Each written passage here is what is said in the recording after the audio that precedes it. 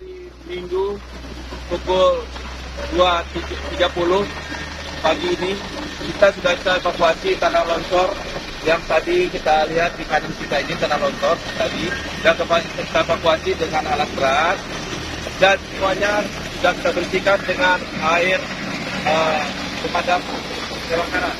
Dan untuk arus lintas saat ini kita sudah buka arah 2 jalur, terlihat dari arah Medan lancar menuju Banda Aceh, dan dari Banda Aceh menuju Medan terlihat lancar. Mudah-mudahan hal ini bisa berjalan dengan lancar, tidak ada lagi bencana yang berikutnya bisa mengganggu perjalanan dan lalu lintas kita. Demikian, terima kasih. Assalamualaikum warahmatullahi wabarakatuh.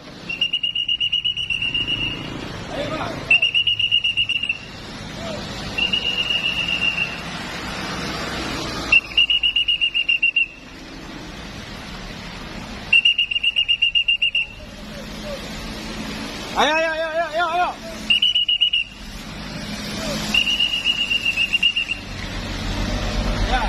Ya, pelan, hati-hati. Ya. Hati-hati ya, pelan-pelan. Hati-hati, Pak. Hati-hati. Ya.